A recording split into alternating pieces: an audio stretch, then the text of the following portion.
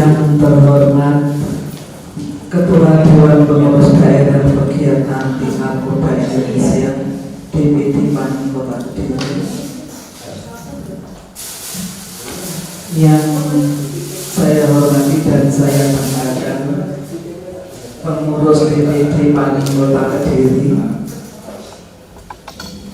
dengan rahmat Allah SWT pada hari ini Jumat Pahing tanggal 23 Oktober tahun 2020 bertempat di Gedung Pasca Sarjana IAIP Kediri diselenggarakan ulang tahun pertama PAN Kota Kediri. Dilanjutkan sosialisasi tentang anti korupsi di Indonesia oleh Bapak Dr. Andes Agung Pribadi, Ketua DPD PAN Kota Kediri, yang kebetulan beliau adalah penyuluh anti korupsi Kota Kediri. Assalamualaikum warahmatullahi wabarakatuh. Pertama-tama izinkanlah saya mengucapkan puji syukur kehadirat Allah Subhanahu wa taala bahwa pagi hari ini walaupun di tengah pandemi kita bisa bertatap muka. Yang pertama, kita bisa memperingati 1 tahun berdirinya PAN Kota Kediri, dan sekaligus momentum ini kita gunakan untuk mengadakan sosialisasi penyuluhan terkait dengan anti korupsi. Bapak Ibu sekalian, pertama kami ingin sampaikan terima kasih kepada Institut Agama Islam Tribakti Kediri yang telah menyediakan tempat dan yang lainnya sehingga pelaksanaan kegiatan ini dapat berlangsung. Bapak Ibu sekalian, karena ini masa pandemi, maka tetap jaga protokol kesehatan, kemudian pastikan bahwa kita aman,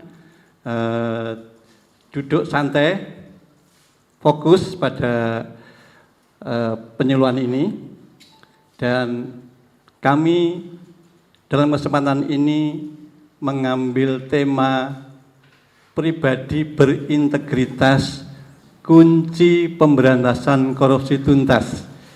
Ini judul yang sebetulnya sudah saya renungkan setelah mengikuti e-learning yang dilaksanakan oleh KPK dan Diklat sertifikasi itu. Judul ini menjadi judul yang paling dasar menurut saya, sehingga pada kesempatan kali ini saya menggunakan judul ini untuk kita gunakan pada penyuluhan pada saat ini. Bapak Ibu sekalian, sebelum kita mulai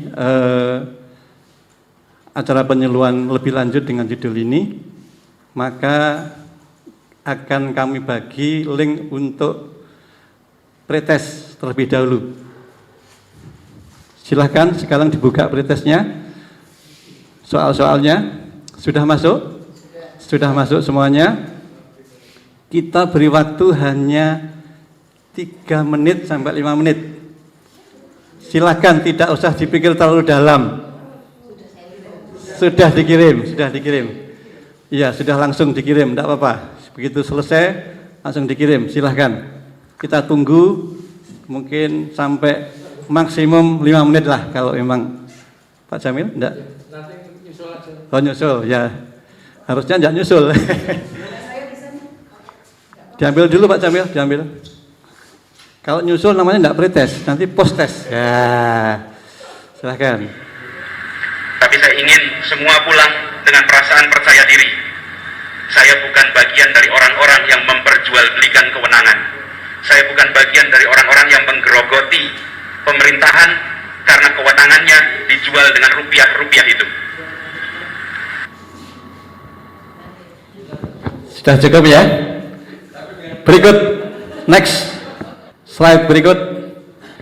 Setelah kita mendengarkan apa yang disampaikan Bapak Gubernur DKI Jakarta terkait dengan komitmennya terhadap amanah yang diberikan, oleh rakyat, maka kita masuk pada pengertian korupsi. Karena kita bicara korupsi. Pengertian korupsi sebetulnya kalau menurut pengertian leksikalnya sesuai dengan katanya, dia berasal dari bahasa Latin yang itu aslinya adalah corruptio, yang artinya ini busuk. Corruptio itu busuk, sesuatu yang menyimpang, sesuatu yang tidak semestinya, suatu penyimpangan, suatu pengkhianatan amanah. Ini adalah pengertian korupsi secara umum. Panjenengan, saya tidak ingin menguraikan panjang lebar pengertian korupsi, karena pada hakikatnya nanti panjenengan semuanya bisa mengakses apapun, informasi apapun terkait dengan korupsi dengan membuka link dari web yang disediakan oleh KPK, dan itu bisa masuk pada aclc.kpk.go.id. Itu ACLC itu singkatan dari ACLC, Anti Corruption Learning Center. Jadi di KPK itu ada deputi-deputinya, ada deputi pencegahan, ada deputi penindakan, deputi edukasi. Ini ACLC ini termasuk kita bisa mengetahui segala hal terkait dengan info, buku-buku, pengetahuan dan sebagainya dari korupsi. Kemudian kalau yang kita share ini adalah korupsi adalah penyelewengan atau penyalahgunaan uang negara, perusahaan dan sebagainya untuk keuntungan pribadi atau orang lain. Intinya di situ. Jadi korupsi itu intinya adalah sebuah pengkhianatan terhadap amanah yang diberikan oleh kita, oleh para pejabat, oleh ASN, oleh siapapun yang diberi amanah, sebetulnya seperti itu. Dan menurut para ahli itu banyak sekali definisi-definisi terkait dengan korupsi, maka saya tidak akan menguraikan terlalu banyak pengertiannya. Intinya seperti itu, supaya korupsi itu sesuatu yang sebuah pengkhianatan, sebuah yang tidak amanah kalau kita diberi amanah. Itu intinya seperti itu. Dan itu untuk kepentingan pribadi. Next, berikutnya. Nah, berbicara korupsi, ini ada dasar hukumnya. Kalau panjenengan lihat dasar hukumnya ini, maka bisa kita ketahui bahwa korupsi itu sudah berjalan, sudah berlangsung sejak Indonesia ini mulai berdiri.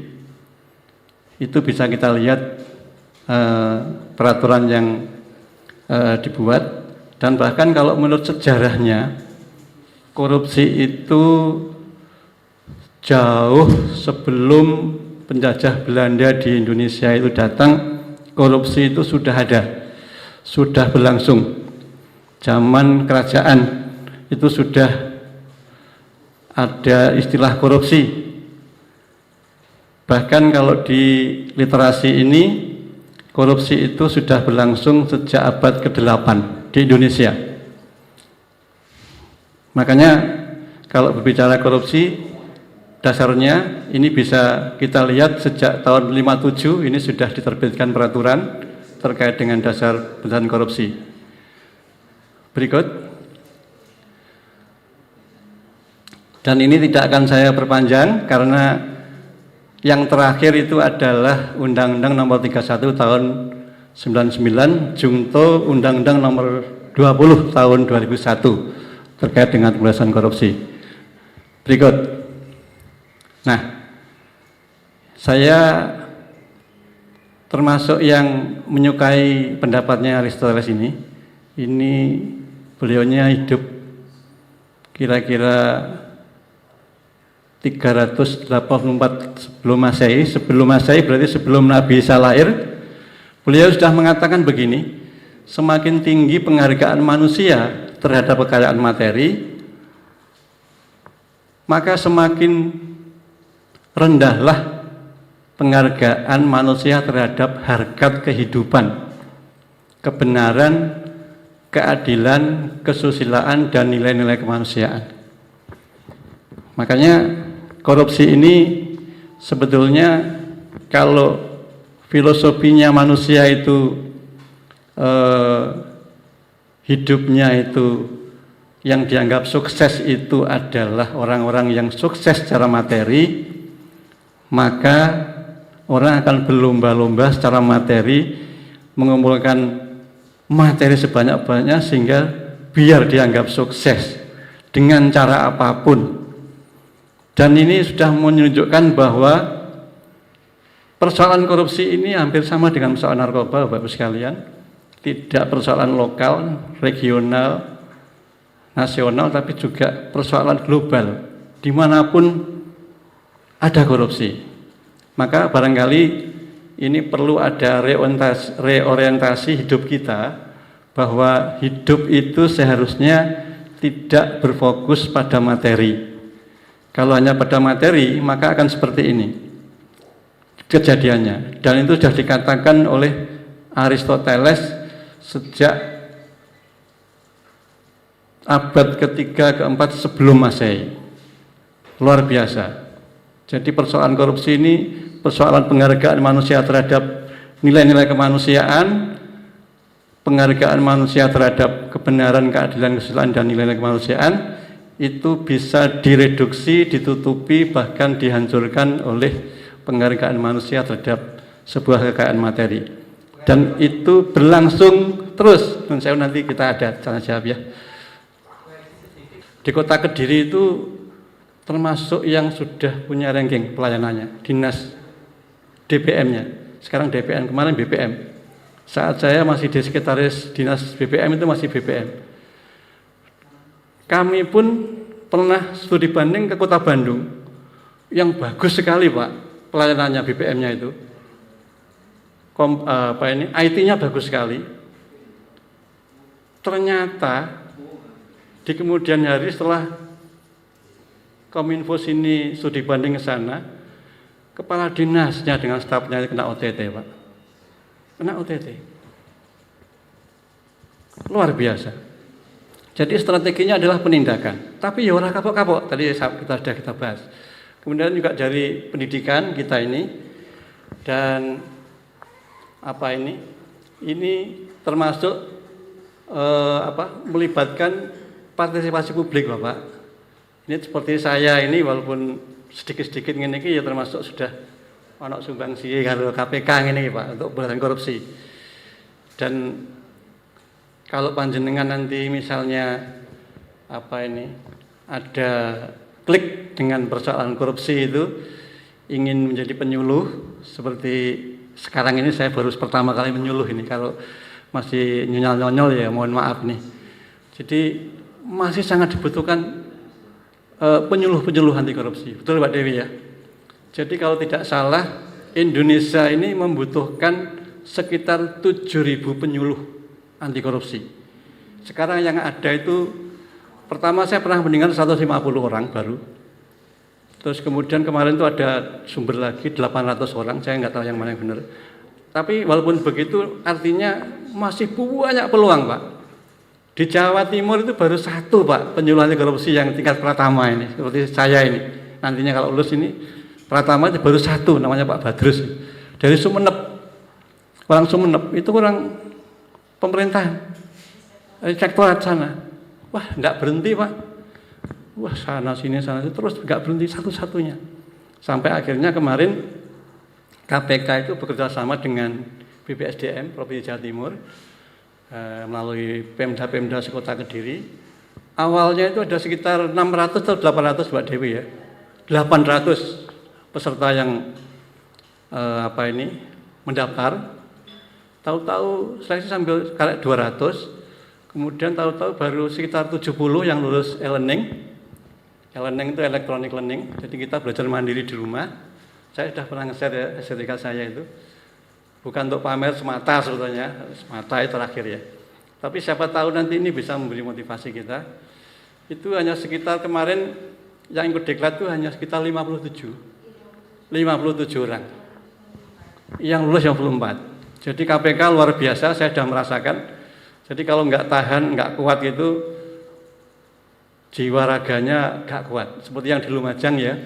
Jadi pagi walaupun daring dari rumah, dari pagi jam 8 sampai jam 17, dan itu langsung ada penugasan.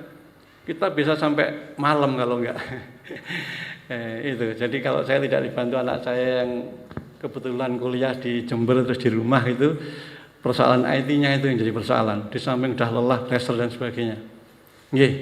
Ini nanti saya sangat berharap di akhir ini nanti kita juga ada deklarasi, tapi kesuksesan penyuluhan ini bagaimana supaya saya panjenengan semuanya ini bisa menjadi yang finalnya itu adalah menjadi tidak ingin korupsi, karena paham betul bahwa korupsi itu adalah sesuatu yang tidak baik, yang kalau kita makan, kita gunakan, ini menjadi dosa bagi kita dan itu harus dipertanggungjawabkan kepada Tuhan. Sekecil apapun, sebesar apapun akan dipertanggungjawabkan. Berikut. Nah, ini sebetulnya awalnya dari Undang-Undang Nomor 31 99. Ini ada perubahan Jungtojo itu Jungto ya, Pak Yuli ya.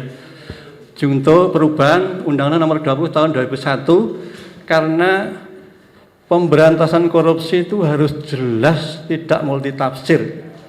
Dianggap yang undang-undang sebelumnya itu masih multitafsir, sehingga diperjelas dengan Undang-Undang Nomor 20 ini yang sumbernya dari 31 itu. Dan kelompok korupsi itu ternyata dari Undang-Undang Nomor 20 itu ada sekitar 70 pasal di sini, itu bisa dikelompokkan menjadi 7 kelompok. Nek cara saya kira 7 klaster kena ya. Klasternya ini. Jadi yang pertama, korupsi itu kelompok yang merugikan kerugian negara. Misalnya ada markup, ada yang fiktif tadi itu ya. Itu juga suap menyuap. Jadi ada cerita 100 tahun pertama tembok raksasa Cina itu bisa jebol 3 kali, tetapi tidak perlu dihancurkan temboknya. Cukup musuh-musuhnya hanya menyuap bentengnya, temboknya itu. Yang bertugas di pintu-pintu masuknya itu disuap, wes kebobolan. Dan ini sering terjadi dimanapun dan sampai kapanpun saya mengalami, panjenengan mengalami, saya kira kita semua pernah mengalami ini. Gak dikei suap, ternyata urusannya wangel, betul nggak, Bu?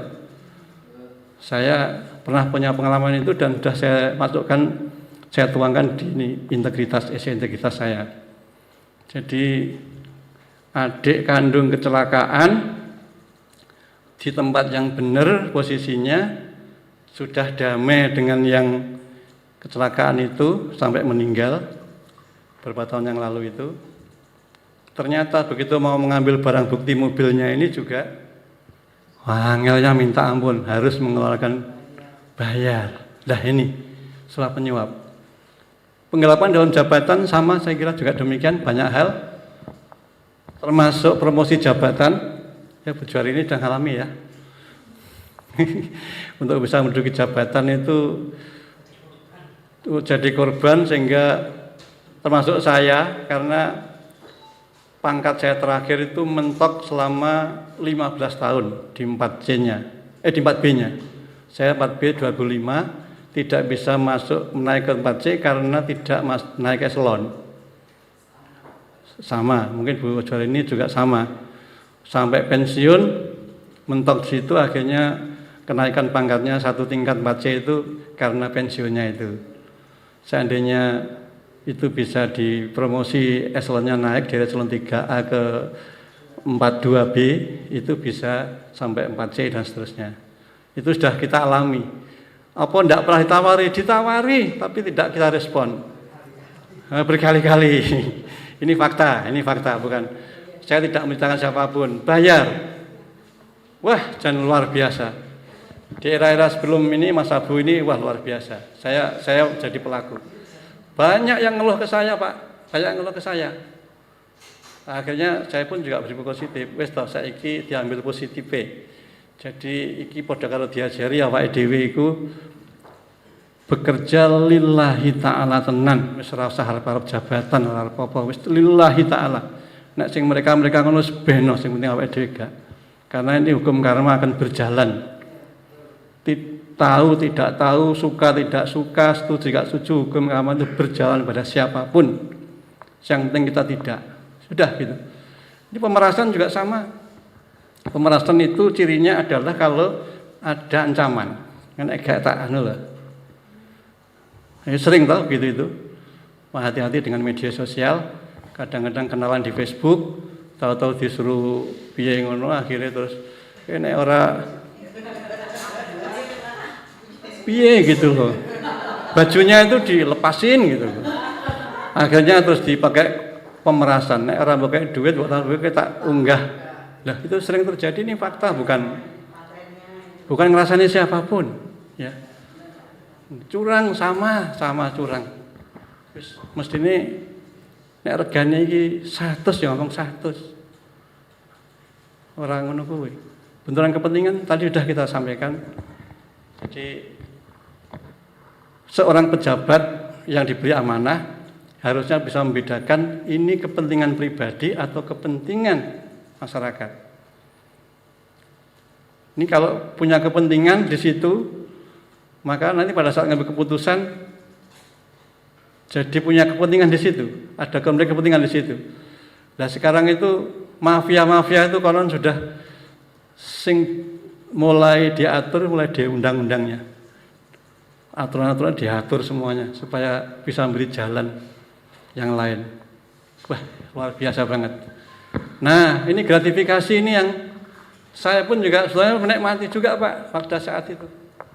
Sebagai PNS menikmati juga. Ternyata gratifikasi itu sudah diperjelas dalam pengertian luas, itu adalah pemberian secara umum. Bisa berupa barang, bisa berupa uang, bisa tiket gratis, karcis gratis, tempat wisata gratis, kesehatan gratis, diskon. Loh, siapa yang nggak pernah menikmati itu semuanya? Kalau seandainya saya jadi pejabat, tahu-tahu di Surabaya orang Kediri tahu, loh Pak Agung, misalnya ini, udah saya berikan tiket, ini gratifikasi sudah, gratifikasi ini. Ini mau gak jadi pejabat apa itu? Kalau tiket tak? Gak kira lah, gak kira. Banyak hal gitu tuh. Oh, apa itu parsel. Iya ini. Nah, dulu belum sampai sedetail itu dulu. Banyak hal. Makanya sebetulnya ya Bu Juar ini dan yang PNS, kalau orang itu menduduki jabatan dan dia konsekuen dengan sumpah janjinya sebagai pejabat, itu sudah pasti tidak akan bisa menerima ini semua. Makanya kadang-kadang saya itu tidak, karena saya itu berkali-kali pindah-pindah dinas, Pak. Anggere mulai ono ngono kuwi dipindah dari Dishub dipindah ke Disperindak di lantai semeneng ae. Meneng aku, Pak. Oh, sing semangat ya akeh. Saya bersumpah, macam-macam gitu. Saya tidak berani sumpah. Betul, takut betul saya. Enggak, meneng ae. Wis meneng ae atau udah wis. Kadang-kadang saya, waduh iki sumpah jabatan ini pada kalau mencetak wong munafik ini langsung waduh dalam hati, tapi itu tidak saya sampaikan. Ini pengalaman-pengalaman di birokrasi yang kita alami, termasuk menjadi guru. Guru pun bisa ada konflik kepentingan ini. Ini ada contoh. Kelihatannya di sekolah itu juga bisa, Pak.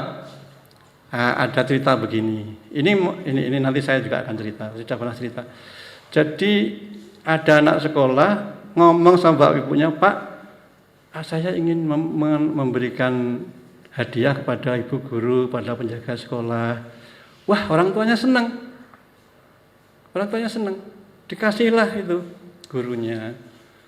Tapi suatu saat anak ibunya itu mengantarkan anaknya telat sekolah, mestinya tidak boleh masuk. Dadak anaknya, "Lah kamu tadi telat gimana?" "Tenang aja, Bu. Gurunya sama penjaganya dengan saya sudah tidak berani, sudah plek, sudah sering kita kasih itu loh." Wah, seperti itu Pak efeknya. Efeknya seperti itu. Kelihatannya kayak berbuat baik, tapi efek kepada anak tidak baik. Saya pernah cerita juga, ini fakta, bahwa anak saya yang nomor 1 itu sebenarnya non sewu, rodok pintar di Jalan Kusuma Bangsa sana itu. Itu kalau sudah kenaikan kelas itu tidak pernah masuk 10 besar. Itu anak saya yang pertama itu, Bu. Padahal setiap harinya kelompok anak yang pandai. Nah, karena saya itu termasuk yang rodok berani tanda petik ngono kuwi. Saking jengkelnya karena anak saya itu tertekan, Bu. Tertekan. Kenapa kan sulai naik kelas itu pengen oleh ranking 10 ning kelas juga iso kok malah kae sing bodoh menurut kesan anak saya. Suatu saat pada saat dikumpulkan semuanya ngono kuwi, hasil evaluasinya itu 4, Bu. Ini 100 semua kecuali agama 96. Itu gurunya Bu Nurul. Ya, saya akhirnya tanya, "Bu, nun sewu ya, cara penilaian di SD sini itu bagaimana atau sebetulnya? Kok anak saya itu kok nilainya bagus-bagus tesnya, tapi kok enggak pernah, kalau sudah kenaikan enggak pernah masuk 10 besar saja. Anak saya sampai stres. Ini loh buktinya, ini loh Bu, tak ajar gini." Wah, kelabaan semua, Bu. Ternyata ya efek dari orang-orang yang anaknya mungkin kurang bagus itu kepengen dengan memberikan mungkin parcel apa dan sebagainya. Itu bahaya, Bu, ini. Souvenir itu bisa menimpa di dinas pendidikan, bisa menimpa di sekolah. Ya, kalau di SMP itu mungkin sudah lebih lagi potensinya ada. Di SMA lebih lagi potensinya ada. Misalnya Mbak Zulfa, kalau misalnya kita ini katakanlah skal rekreasi gitu, itu mulai ada pintu masuk dari leader tournya itu dengan sekolah sudah ada. Itu sudah ada. Lah, kalau uang ini disisihkan untuk si A, si B, si C misalnya, otomatis pelayanannya leader tournya ini kurang ke anak-anak. Betul enggak? Pasti kurang. Mestinya mangane standarnya begini jadi direndahkan. Karena ya digunakan untuk beliau-beliaunya. Bahkan saya sempat mengumpulkan ketua-ketua komite dulu itu. Karena akan ada monopoli jasa-jasa tur itu, hanya tur tertentu ini yang boleh. Wah, protes itu biasa gitu. Akhirnya terjadi. Ini saya pelakunya, saya yang mengordinir untuk supaya tidak seperti itu, dan itu didalangi di legislatif barang. Karena ya itu fee-nya itu loh, fee-nya itu. Nah, ini fakta-fakta di lapangan seperti itu. Mungkin ini yang dapat saya sampaikan karena waktunya sudah lebih dari setengah jam saya memberikan penyuluhan ya. Ya, itu terus. Ini post-test lagi berarti saya ingin ngirim ke WA grup panjenengan soal-soal post-test. Soalnya sama dengan pretest karena post-test jadi sama dengan post-test. Tadi Ibu menjelaskan metode apa yang digunakan ketika meruqyah. Saya tidak punya metode, Pak. Loh, sampai gurunya siapa? Kok enggak metode? Ada guru, ada kiainya yang paling guru gitu. Dia bilang dia enggak punya guru, dia enggak mendapat wahyu dari Tuhan.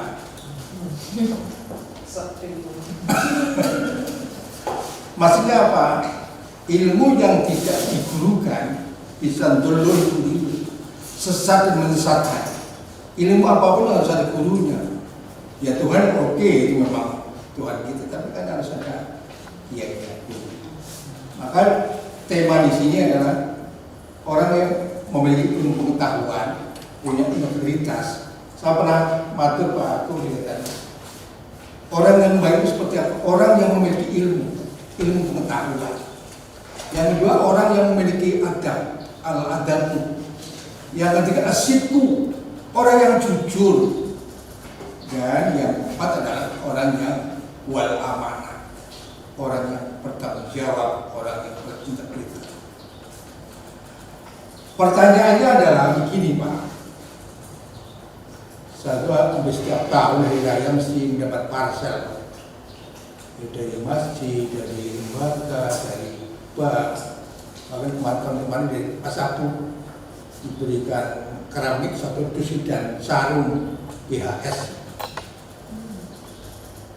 Itu apa masuk kategori al-mursi wal murtasi, antara yang nyuap dengan yang disuap, itu masuk kategori itu atau tidak? Hanya sekedar saya tanya kepada aparan saya karena pada di Israel, Mas ini apa ini? Anu Pak, ini untuk orang-orang yang telah bantu Mas Aku, orang-orang yang tidak tokoh macam tokoh di sini, tokoh yang disong itu. Ya. Itu pertanyaan saya. Ya. Masuk kategori itu kok bukan? Terima kasih. Jadi pertanyaannya banyak sebetulnya, banyak. Namun bisa saya ambil 3 hal saja. Ini ciri orang yang baik. Tadi juga kita sampaikan antara lain, saya pernah ada khotbah Jumat itu ciri orang yang baik itu antara lain nek kenal suwi ini malah ketok kebaikannya katanya. Nek baru kenal itu baik itu belum bisa menjadi sebuah ukuran. Tapi nek kenal lama malah ketok apike itu berarti ciri orang yang baik. Alhamdulillah kalau emang kita saya suwe panis setahun saya akeh kebaikannya sing ketok lagi berarti kita berada di antara orang-orang yang baik. Kemudian ilmu, Pak, ilmu saya pikir ilmu itu netral ya. Ilmu itu netral. Sing membuat tidak netral itu orangnya itu.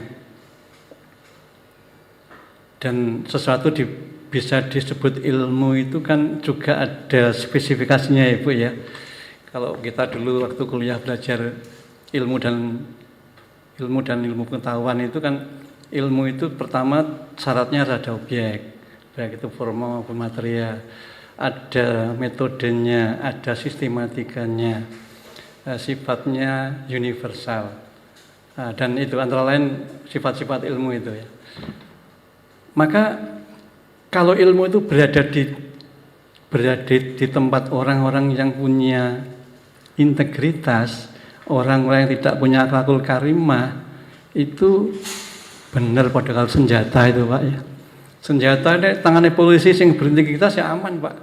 Tapi kalau di tangannya pencuri ya kira-kira kena nodong, membunuh dan sebagainya. Makanya ilmu itu sebenarnya saya pikir netral. Makanya kalau kita lihat sinetron itu orang-orang tempo dulu mau menurunkan ilmunya itu tidak sembarang murid yang diberikan. Jadi murid yang pilihan dalam arti pribadinya sing apik, tidak angkara murka sifatnya. Gurunya sablung, muridnya gendeng. Tapi murid yang sudah lemah, lembut hatinya, penuh welas asih, sederhana, tidak sawiyah-wiyah, ngono kuwi sing dikai ilmune. Ora sing preta-petete ngono kuwi wah bahaya nanti itu. Kemudian pemberian parcel dan sebagainya Pak. Sama Pak. Ini kadang-kadang saya berpikir juga ya. Ketentuan yang digariskan oleh KPK dan ketentuan yang digariskan oleh agama itu rada berbeda kadang-kadang. Kalau panjenengan berkunjung di KPK sana Pak, terus tahu-tahu dari Kediri terus bawa tahu Pak ke sana, diberikan itu pasti tidak ditolak. Pasti ditolak.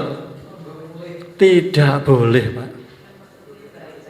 Nah agama kan baik Pak. Mungkin ya tulus mungkin, tapi ngukur dia kan ya susah. Kemudian kalau misalnya ada PPLN memperbaiki rumah saya, listrik di rumah saya misalnya, saya sebagai tuan rumah ini terus ngegai wedang kopi makan misalnya atau makan nyuguhi tamu. Iki nek cara KPK gak oleh iki Pak, petugas iki. Makanya orang-orang auditor dari direktorat dari mana-mana yang dari Jakarta itu banyak yang terutama yang KPK itu disuguhi minum nggak mau Pak, nggak mau beneran. Hotel bayar sendiri dah, nggak ada taruhan. Minum nggak mau, disuguhi nggak diminum, bawa minum sendiri, beneran. Nah sekarang yang saya terima, yang pernah saya terima, yang pernah panjenengan terima dari Pemda itu ukurannya naik KPK itu Pak, ini dianggarkan resmi apa ora? Itu ukurannya.